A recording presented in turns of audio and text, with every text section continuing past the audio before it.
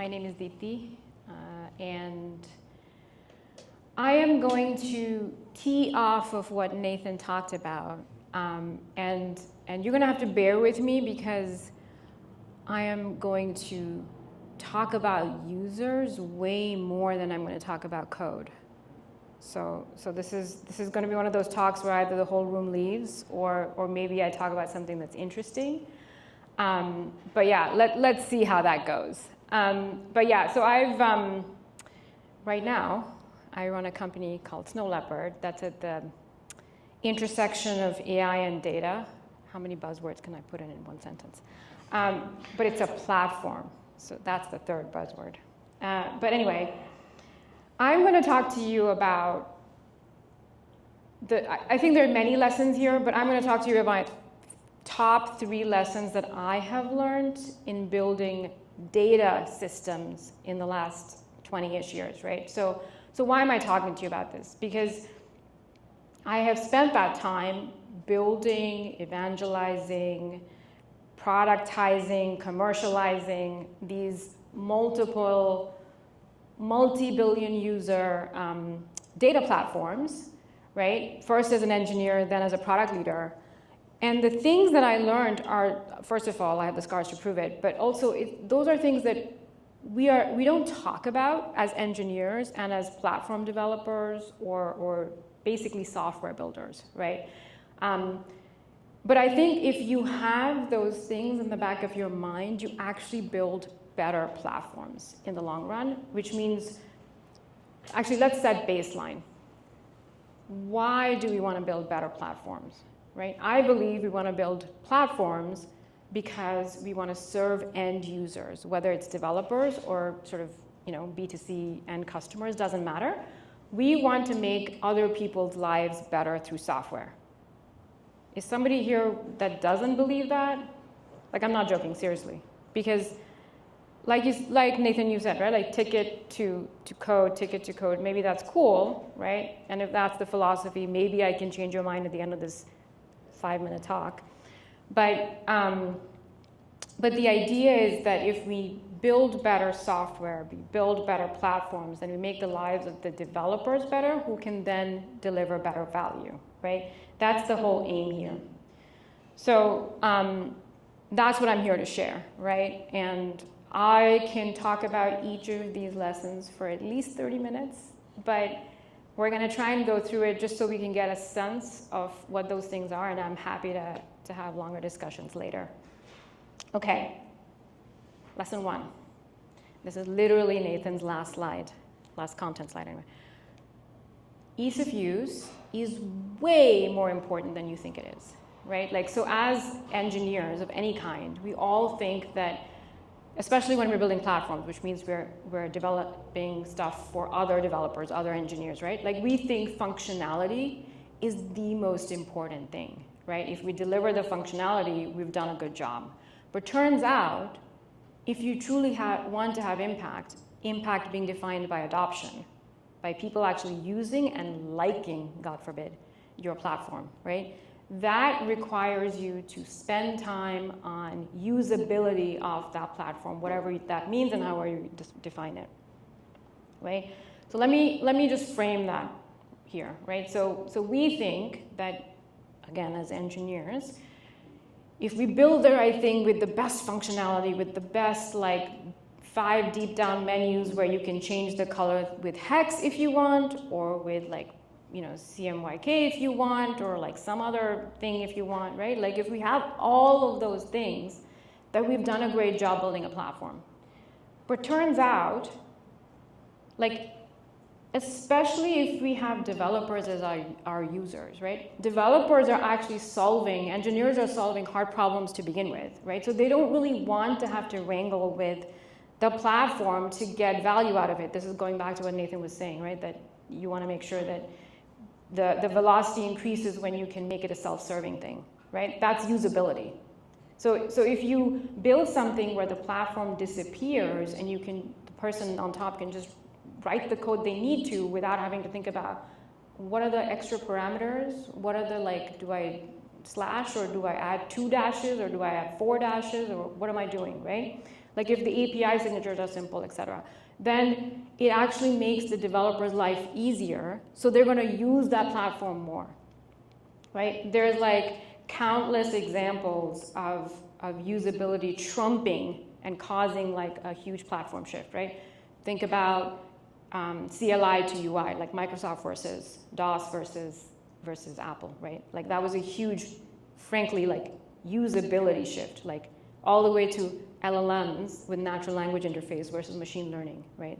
It's not that machine learning wasn't powerful or wasn't used, but democratizing AI happens when you allow lots of people to use a really complex technology through a simple interface, right? In this case, natural language.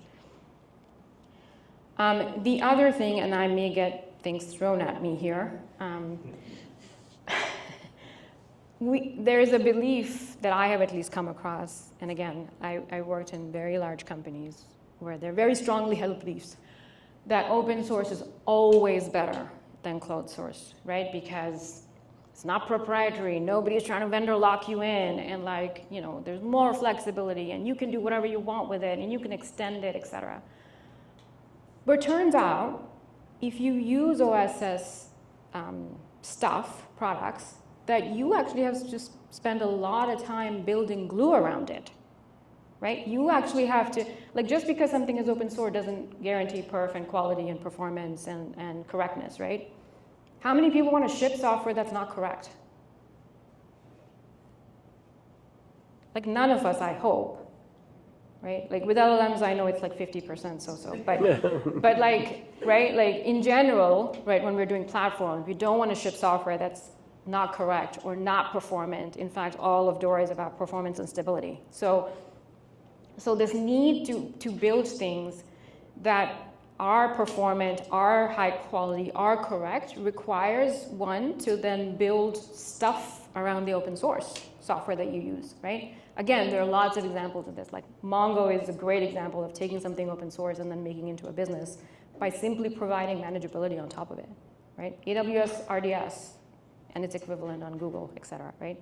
They're all about managing and maintaining and providing correctness guarantees on open source software, right? So I think we have to think very carefully about why we're using something and what do we aim to get out of it in order to use that thing, right? Like usability, these things are all performance, quality, et cetera, are usability metrics. Because if the person using it can't guarantee that, you know, I sent a REST call, I may get an answer, I may not get an answer, I may get a different answer. For LLMs, that's different. Let's just park it there. But for the rest of us, like, right, we want an answer, and we want it to be deterministic, and we want it to be correct, right? So those things require, they're usability things, and they require work, right? So I think if you truly want to have impact defined by lots of people using and liking your software, especially platform, because that's supposed to service, like, it's supposed to force magnify a bunch of people, right? So if you want to do that, you actually have to think about ease of adoption and ease of maintainability in order to really have the kind of impact you want. Otherwise, building something fun, cool, but that's not something that's helpful from a large user base and large adoption perspective. Okay, this is my favorite topic because, as I said, I spent a bunch of time doing data, right? This is truly, I don't even think, like, it doesn't really sort of show the magnitude of the hidden cost here, but it's many X more than you imagine it to be, even for small systems. Like data migration is a real thing. So if you're building platforms or any software, like, and you want it to be adopted and used by people, you have to think about this and what this means for your platform and your product and your software. I heard this a lot at Google, and then before that at Oracle too. But basically this, if only we build a better database, if only we build a better CRM system, if only we build a better like container launcher, right? Then we're gonna solve all of the world's problems. Every engineer is gonna love it, right? And the thing is, that's not the case. Mostly because of the data. So to give you an example, you talked about Salesforce. Salesforce is still the #1 CRM platform. And anybody who's used Salesforce, or anybody who talks to a salesperson or a sales engineer or any, like that kind of thing, right? Like, people who use it pretty much hate it. But almost every business has a Salesforce instance. Why? Because once that data is in there, it ain't coming out. There are so many CRM platforms out there, so many, right? But none of them are the size of Salesforce, because like the early mover advantage means everybody's sales data is in there, right? So this reality that data is hard to migrate, you have to keep it in mind, because adoption of new technology, and a lot of are building new technology here, adoption of new technology that requires data migration, you had better build an easy way to do that, right?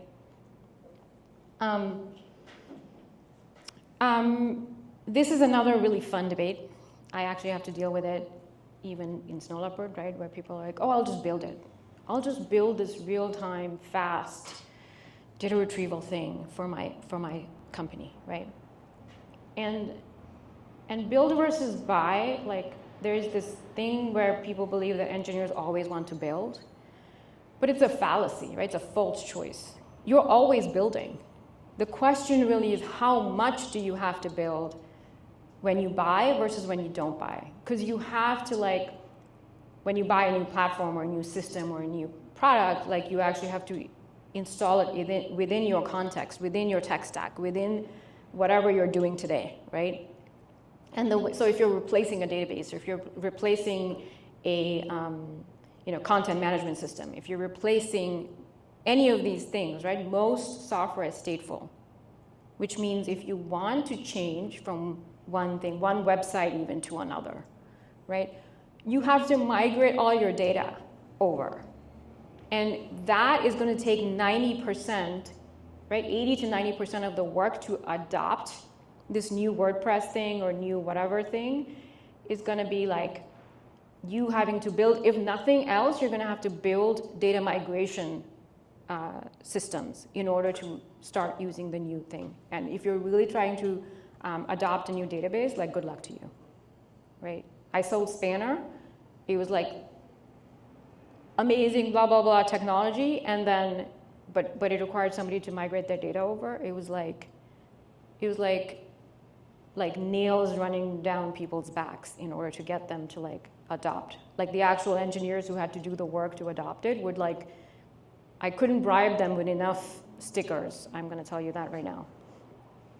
So this is a real problem, and like whenever you're buying or you're building yourself, it's really about how much time you're going to take to do that work, and how much time do you have to take it to market, right? Sometimes it's faster to buy and then build around it. Sometimes it's faster to build because you have specific things, right? Figma actually came and talked about that in a previous platform meetup, where they basically said they have a sharded MySQL instance because it's too hard to adopt Spanner because they have too much data. And they've built too much glue code around that, right? Even though they would prefer to have a different solution, they can't do it because of the existing data inertia, is the way I would put it. So whenever you're trying to build a platform, this is even more true for platforms than just general products, right? Because platforms means that you're underneath somebody's tech stack, which means there's a lot of context that you have to A, understand, and B, be able to serve out of in order for that platform to be successful, right? Maybe Benji agrees or disagrees with me, I don't know. But really keeping in mind that the people using your platform have existing, like they have history, right? Like they have baggage and background and history, and they have to use your system on top of all of that. So keeping that in mind and making it really simple is really important. Okay. This one's an interesting one because you don't immediately think about that, especially when you're building software and doing the ticket thing, right? Like you're not connecting it to who are you selling this to. But just because you build something awesome that your internal company loves to use doesn't mean it's ready for prime time, right? There is a lot that goes into commercializing internal products, right? So you had something together and your friend liked it and the person next to you liked it and maybe your boss liked it. Cool. How are you going to take it to market? What problem are you solving? Who are going to be your ICPs, right? Like your people who use that thing. What problem do they have that you are solving for them in a way that it's easier for them to use you versus continue with the bad system that they have, Salesforce, right? Like, those questions need to be answered. How long will it take you to, release it? What are you going to do after you release it? How are you going to price it? So the one thing I will talk about here in the slide is like pricing is a technical decision. Why? Did anybody think of it that way? Because normally people think some random product managers come from somewhere and they like anoint a number because, that's what they're paid for. As a product manager who price products, it is the bane of my existence. You know why? Because if you take 1,000 computers to serve 5 nines of availability, and your customer is like, well, I can get that thing for free, so why am I going to pay you? Now how do I price the system? I didn't even factor in the engineers and the facilities and the air conditioning and the network. I didn't even talk about any of that, right? So pricing is a technical decision because at the end of the day, you have to understand what it costs you to build that thing and how will you recoup that cost over time. And then maybe, if you're lucky, make some money so you can expand your team, right? So these are the things you have to think about. I'll give you one quick example and then we can move on, right? Kafka, for example, is very popular. It's open source. It was built inside LinkedIn. Did LinkedIn make money off of it? No, because they don't have time to commercialize that thing. They don't have time to do user research, frankly, to figure out who are the people who are going to use this. LinkedIn sells basically databases of people. It has no business selling a real-time data streaming platform, right? Confluent made a bunch of money out of it because they commercialized that system, right? So again, just because we have some cool software doesn't mean we throw it over the wall and think about it as the rest of the world really will love this beautiful thing I built. The rest of the world has other problems, right? Maybe they don't need to be using streaming. So I think that's a really important thought process as we write software, as we build platforms, as we try to get people to use our thing, that we have to keep in mind. Just because we have a problem doesn't mean everybody else has the same problem. And just because we can solve it doesn't mean everybody else outside can solve it the same way. Spanner runs on this particular technology, to give you an example, called TrueTime. TrueTime is a combination of GPS, atomic clocks, networks that are quad redundant, etc. There's no way, I don't care how many people say that they're similar to Spanner. They can't be, and we can't open source Spanner as an example, right? Because that technology cannot exist outside, right? So thinking about it in that way of oh, we built something that's cool, doesn't mean that it's going to be cool for everybody else. And just to wrap it up, why did I have that leopard out there? I was personally quite frustrated with the state of the world around data platforms, right? Because as I said, I tried to sell them. It was hard. I tried to build them. It's debatable which was harder, actually. And I wanted to take all of these lessons and a few more, maybe 100 more, and apply it to what if we could create a simple platform that people could just use through simple APIs and didn't have to worry about data migration and didn't have to worry about data in motion and didn't have to worry about all the things I just talked about, right? If they could just use their data simply and easily, what if we could do that? And sort of that's the journey that we're on with Snow Leopard, but the idea is the same, right? How could we make it easier for people to adopt a platform where they didn't have to do so much wrangling and thinking around what I believe is the hardest part of any software, which is data. Data management, data movement, data governance, data resilience. If we all had stateless systems, how awesome would that be? You just send a call, it doesn't work, you send it again, great, right? But managing state is the harder part of anything, and so how could we focus on making it easy for people to do what they want to do with a platform? And that's sort of what we're talking about here. So hopefully that was helpful. Thank you.